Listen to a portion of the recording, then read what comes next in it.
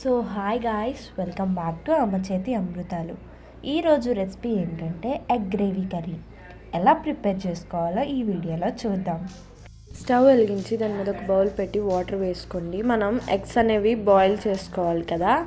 Eggs ఈ విధంగా అన్నీ వేసి బాయిల్ చేసుకోండి, సాల్ట్ వేసి. ఈ విధంగా బాయిల్ అయిన తర్వాత మనం పక్కకు తీసి పెట్టేసుకోండి.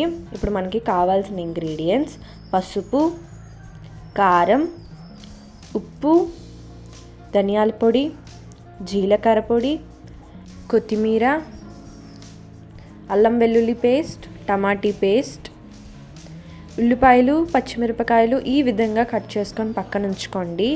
ఇప్పుడు ఎగ్స్ తీసుకొని ఎగ్స్ మీద ఉన్న తొక్కంతా తీసేసి ఇప్పుడు ఎగ్స్కి మనం గంటలు అనేవి పెట్టుకోవాలి. ఈ విధంగా గంటలు పెట్టుకుంటే మనకి ఆ కారం, ఉప్పు అనేవి లోపలికి వెళ్తుంది కాబట్టి ఈ విధంగా గంటలు పెట్టుకోండి. స్టవ్ వెలిగించి మళ్ళీ బౌల్ పెట్టి దాంట్లో ఆయిల్ వేసుకోండి. సరిపడే ఆయిల్ వేసుకున్న తర్వాత పసుపు, ఉప్పు వేసుకొని ఎగ్స్ అన్నీ వేసేయండి. గోల్డెన్ షేడ్ వచ్చే వరకు మనం వేపుకోవాలి. ఈ విధంగా గోల్డెన్ షేడ్ వచ్చేసాక మనం పక్కకు తీసేసుకోవచ్చు. ఈ విధంగా గోల్డెన్ షేడ్లో వేపేసుకొని పక్కకు తీసుకోండి. మళ్ళీ దీంట్లోకి ఆయిల్ వేసుకోండి. ఆయిల్ వేసుకొని దీంట్లోకి పచ్చిమిరపకాయలు, ఉల్లిపాయలు వేసేసుకొని దూరగా వేగనివ్వాలి. బ్రౌన్ షేడ్ వచ్చే వరకు ఒక 2 minutes. ఈ విధంగా వేగిన తర్వాత దీంట్లోకి అల్లం వెల్లుల్లి పేస్ట్ వేసుకోండి. వేసి బాగా కలుపుకోండి. కలుపుకున్న తర్వాత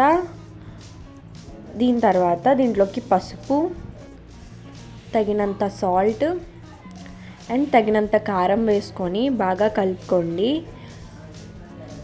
ఇది ఒక 2 minutes వరకు వేగనివ్వాలి. వేగిపోయిన తర్వాత దీంట్లోకి టమాటీ పేస్ట్ అనేది వేసుకొని బాగా కలుపుకోండి. ఈ విధంగా కలుపుకున్న తర్వాత ఒక 2 minutes వరకు వేగనివ్వాలి. ఈ విధంగా వేగిన తర్వాత దీంట్లోకి కొత్తిమీర అనేది వేసుకొని ఒకసారి బాగా కలుపుకోండి. కలుపుకున్న తర్వాత 1 minute వరకు కలుపుకున్న తర్వాత దీంట్లోకి మనం ఫ్రై చేసుకున్న ఎగ్స్ అనేవి వేసేయాలి. ఈ విధంగా అన్నీ వేసేసుకోండి. వేసేసిన తర్వాత దీంట్లోకి వాటర్ వేసుకోండి. వాటర్ వేసుకొని ఒకసారి బాగా కలుపుకోండి. ఒక 5 minutes వరకు ఉడకనివ్వాలి. ఈ విధంగా ఉడకాలి. ఉడికినప్పుడు దీంట్లోకి ధనియాల పొడి, జీలకర్ర పొడి వేసుకొని బాగా కలుపుకోండి.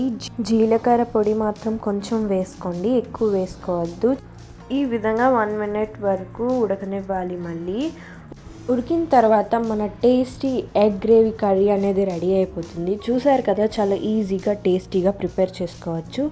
ఈ వీడియో మీకు ఎలా అనిపించిందో కామెంట్ బాక్స్లో కామెంట్ చేయండి. And for more videos, subscribe to our channel. Thank you.